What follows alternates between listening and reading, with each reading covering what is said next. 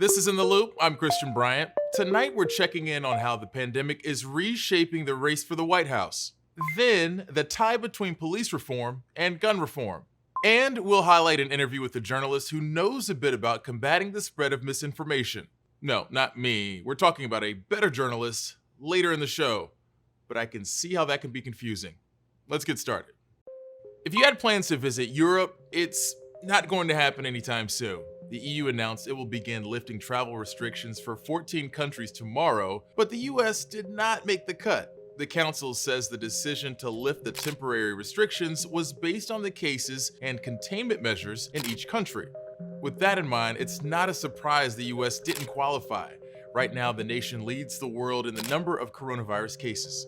As the country figures out how to get a grip on the rising number of infections, leaders are trying to plan for the upcoming school year. The American Academy of Pediatrics says kids need to be back in the classroom, pointing to evidence that benefits from in-person learning outweigh the risks of the coronavirus. But there's still a lot of factors to consider, which is something Dr. Fauci mentioned in testimony to Congress today. There are things that can creatively be done about modifying things like the school schedule. Alternate days, morning versus evening, allowing under certain circumstances online virtual lessons. He also reiterated that he is cautiously optimistic about having a vaccine early next year. China's government just passed a new law expected to tighten Beijing's hold on Hong Kong. This comes after protests against China's central government have rocked the city over the last year. Since control of the city passed from the UK to China 2 decades ago, Hong Kong has been largely free to set its own rules, allowing for more free expression and economic activity than in mainland China. But in recent years, China's government has been taking more direct control, and this new law will criminalize efforts from Hong Kong citizens to secede from China or work against the central government.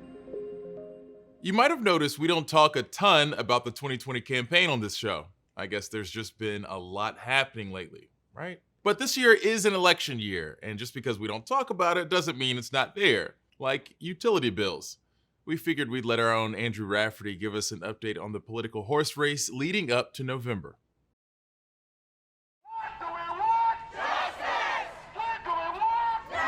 The unrest and outrage in recent months appears to be having an impact on what Americans think will happen this November. A Newsy Ipsos survey finds 42% of the country believes Democrat Joe Biden will win the presidential race, slightly edging out the number who predict a second term for President Trump. It's a notable shift from when we asked the question back in February during the heart of the Democratic primary race. Then, 45% of respondents said they believed the president would be reelected, and just over a quarter believed a Democrat would win. When you look at partisans, a vast majority of Democrats say they think Joe Biden is going to win. They're backing their candidate, and the same is true for Republicans and Donald Trump.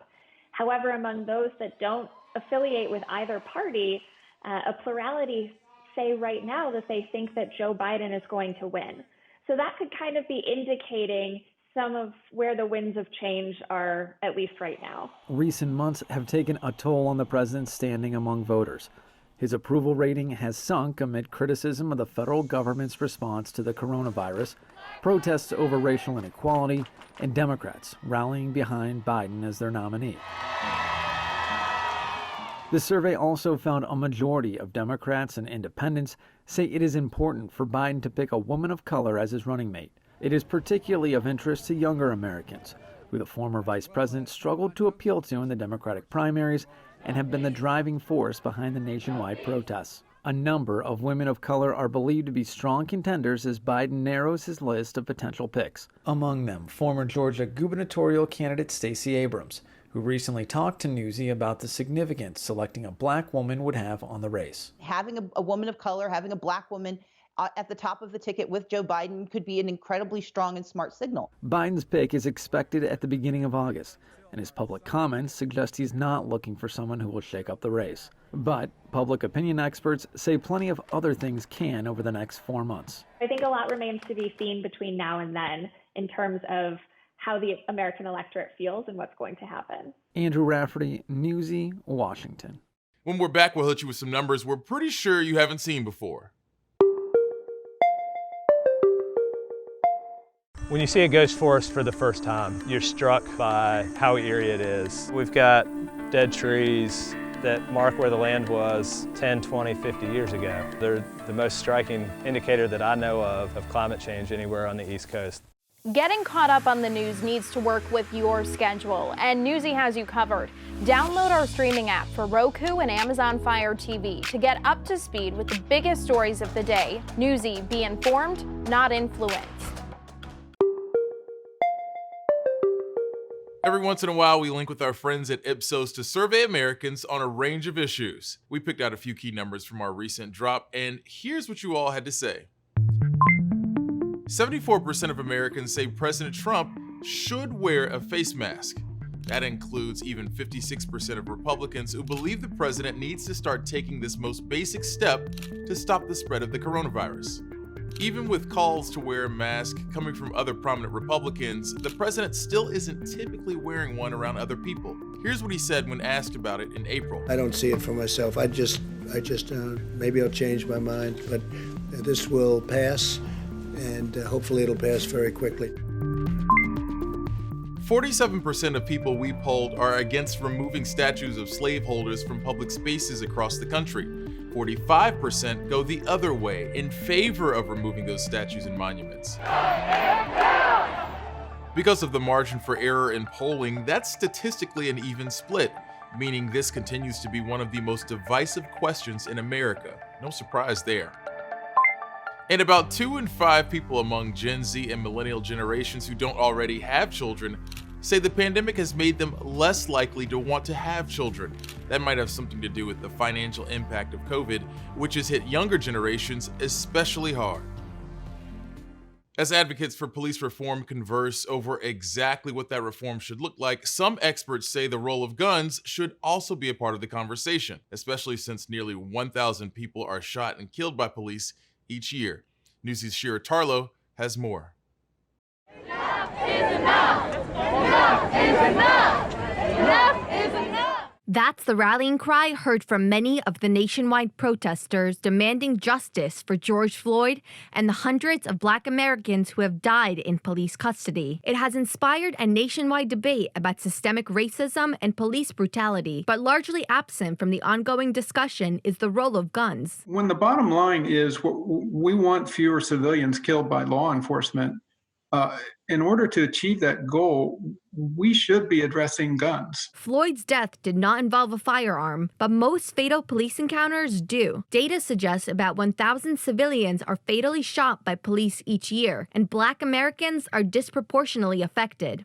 The FBI does not mandate local and state law enforcement to report data on police killings, making it difficult for researchers to understand the true scale of the problem in the U.S. and how the U.S. compares to its peers. Some experts argue that to understand the phenomenon, it's key to start thinking of police killings as inherently tied to gun ownership in the U.S. So much of their policies are driven around an assumption that so many encounters could turn lethal towards the officer in a second. And that has, in my opinion, almost everything to do with the ubiquity of firearms in the United States. Roughly 4 in 10 homes have a gun in them, and every state allows the carrying of concealed weapons in some form. Another way of looking at it, Americans make up 4% of the world's population, but about 40% of the world's guns. What this all means is that guns present a constant potential threat to American police, and that an encounter between a civilian and a police officer can turn deadly in a second. Law enforcement in the United States is different in important ways from law enforcement in other countries. And I do think, yes, race is part of that, but I also believe that policing and police training and police policies and police culture, it's all centered around officer safety. Experts say a science-based approach is key to stopping police shootings. In a population of over 300 million people, you're going to expect that there's going to be some of this kind of inappropriate use of force and deadly encounters. But the question is, how much of this stuff is going on, and is the problem going up, going down? Don't have good data to answer that. So we just look at the examples of other major problems that the U.S. has faced.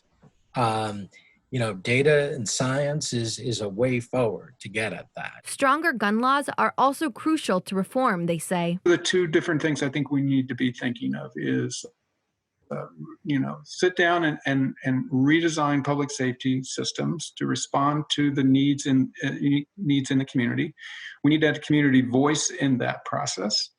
We need to have accountability, and then back to what we're talking about earlier, to achieve our public safety needs, we need stronger gun laws. You know a really good way to let us know what you think about the show? Jump on Twitter and use the hashtag #NewsyInTheLoop. Critiques are welcome. Just don't remind me that I have a 2-week shirt rotation. Excited that you found Newsy's clear, straightforward news reporting? Just remember, you can come back every morning for fresh, up-to-date stories and get your day started with news that matters most to you. On your schedule, anytime you need us, every day. All facts, no opinion. We're Newsy. Be informed, not influenced. Miss getting email that isn't junk? You should know about Newsy's daily newsletter. It's breaking news right to your inbox. Get caught up quick with the best Newsy stories every day. Join us at signup.newsy.com. Be informed. Early this month, Philippines journalist Maria Ressa was convicted of cyber libel, a charge human rights groups are calling bogus. Ressa, the CEO of the news site Rappler, has made a living calling out Philippines President Rodrigo Duterte's war on drugs and has paid for it. Newsy's Kat Sandoval spoke to Ressa about what she's learned in her pursuit of the truth, especially in a time when misinformation is so easy to come by. Journalists are at the front lines because we're first attacked. When prominent Filipina-American journalist Maria Ressa was found guilty of cyber libel in the Philippines, human rights and reporting groups were quick to condemn the ruling. Ressa, CEO of the news site Rappler, was convicted of violating a new libel law that was established after the outlet published an article linking a high-profile businessman to trafficking and drug smuggling. Rappler has also consistently spotlighted Philippine President Rodrigo Duterte's war on drugs that has left thousands dead. The U.S. State Department said it's concerned about the verdict. But Ressa, now on bail, is warning that the erosion of democracy is also happening here in the U.S. If a lie told a million times becomes a fact, without facts you can't have truth. Without truth, you don't have trust. Filipinos are the world's most active social media users. Ressa says social media, particularly Facebook, the country's most used app, has slowly chipped away at the Philippines' democracy by allowing false news to spread. That sentiment rings true in the U.S. too. One study showed Facebook was the largest fake news distributor in the 2016 election. The future of journalism is going to be intertwined with technology. And the sooner we have the world's largest distributor of news acknowledging that, then the sooner we can begin to protect our democracy. Because right now, it's destroyed democracy. Numerous outlets have reported that President Duterte and his supporters have used Facebook as a way to not only smear Ressa, but to spread misinformation. Facebook addressed this by hiring Rappler in 2019 to help fact-check flagged posts. But the staff has been overwhelmed. And that's part of the big problem of every democracy today. We can't even have a discussion about anything important because we're debating the facts. In the past, when journalists were the gatekeepers, we all agreed, here are the facts, and then we can have a rational discussion. And then there's a global ranking on how safe it is for journalists to do their jobs. The Philippines ranks a low 136, and the U.S. ranks 45th, below countries like Taiwan and South Korea. Reporters Without Borders say that's due to Trump-era hostility towards the press. There's a gaping hole where the United States used to be. The United States has long been a guiding light for democratic values. And when the leader, once the most powerful position in the Western world, when the leader says things that, even things that are situational ethics, the statements about Jamal Khashoggi, that money can buy values, I think this is problematic. Ressa could face up to 6 years in prison in her libel case. 7 other lawsuits against her could add up to 100 years of prison time. Are you scared at all of serving time in prison in the Philippines? I have done nothing but be a journalist, and we're forced to have to deal with things like this. Doesn't mean I'm not afraid, but I'm okay. I'm okay. I don't think I have a choice, right? I mean, we don't have a choice, because in the end, what the government wants is to scare people to silence. Kat Sandoval, Newsy. In this next story, we look into how an immigration freeze by President Trump's administration is affecting an industry undesirable for a lot of American workers. Here's Ben Shamiso. Last week, the Trump administration implemented a freeze on most temporary workers traveling from abroad. The White House argues the freeze will help the U.S. economy recover. But some seasonal and remote blue-collar jobs are simply not desirable for American workers. It's labor-intensive. There's a lot of hard work. It's outside. It's dusty. It's dirty. It's really hard to attract an American that needs a 12-month paycheck to take a 5-month job. Greg Osterhout and Sarah Zollinger manage 2 different Idaho stone mining companies.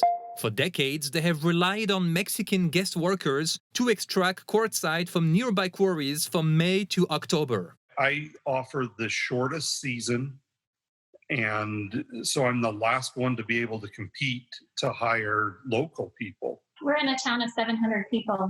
There's 5 different quarries, all trying to find workers to do the same type of work. The temporary workers come for the mining season and then go back home. Most of our workers are third generation. Their grandfathers and fathers worked for us years ago. But this year, both companies' application for around 70 guest workers didn't make the cut. This is the first time in over 30 years. With millions of Americans suddenly unemployed as a result of the pandemic, the government is scaling down the H-2B visa program. In April, the White House canceled plans to add 35,000 visas to the program's annual 66,000 limit. And last week, it froze the issuance of these visas for people abroad for the rest of the year, with exceptions for food supply chain businesses. As a result, the Idaho stone mining industry is hurting. I have the orders and the demand. I just don't have the production crew. I'm looking at possibly the first time in the history of our business having to lay people off. Osterhout and Zollinger say they may have to fire some full-time American employees to stay afloat. Without guest workers to extract stones, there is no product to process or sell, and they can't find enough Americans to do the job instead. We found not nearly enough, but we found 5 or 6 college students that really needed to make some money for college the next year. Critics of the program say employers should try harder to hire Americans and, if necessary, raise wages. In an email to Newsy, a group that lobbies for immigration restriction said that the use of guest workers has become the default option for many employers instead of an option of last resort when they have exhausted all good faith efforts to find American workers. I don't doubt that over history there's been times when somebody is awarded a guest worker that could have hired an American. But there are many, many businesses just like mine who can't be in business without seasonal workers. And we provide a lot of good opportunities to Americans because of the guest workers. Ben Shamiso, Newsy, Chicago. One of the only things missing from this show so far is probably some attention on COVID-19. We'll get that sorted when you're back.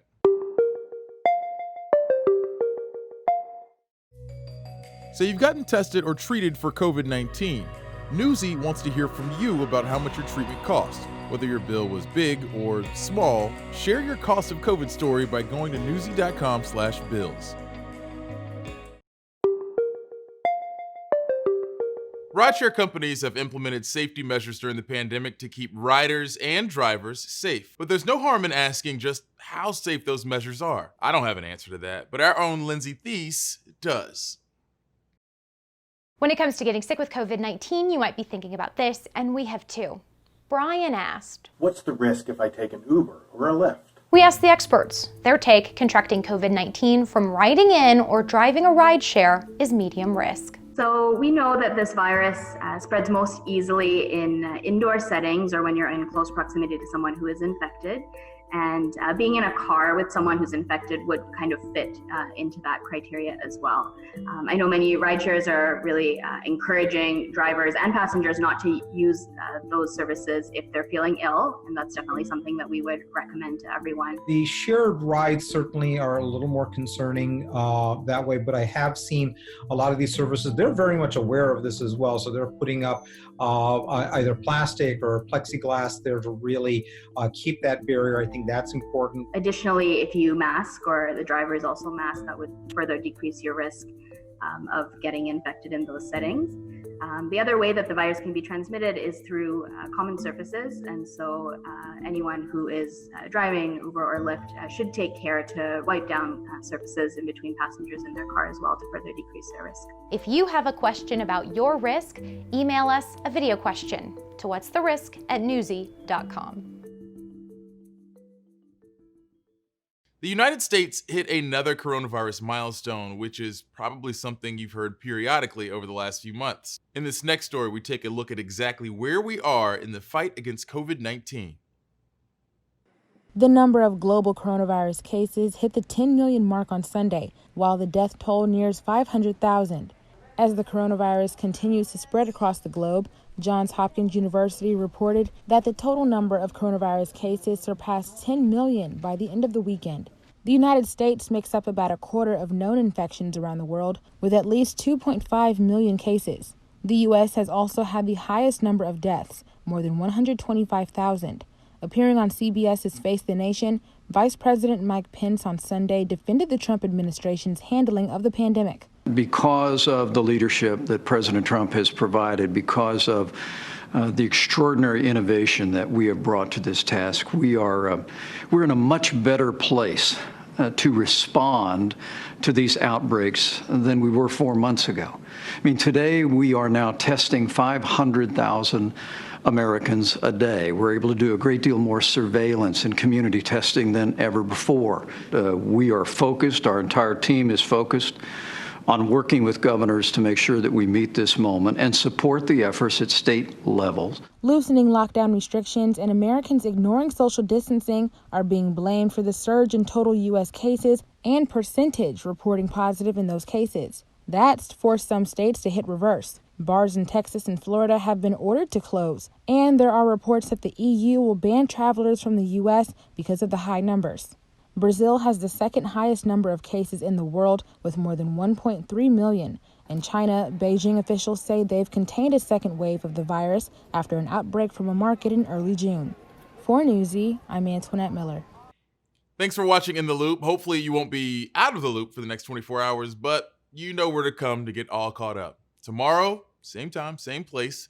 But for now, more top stories are headed your way. Stay tuned.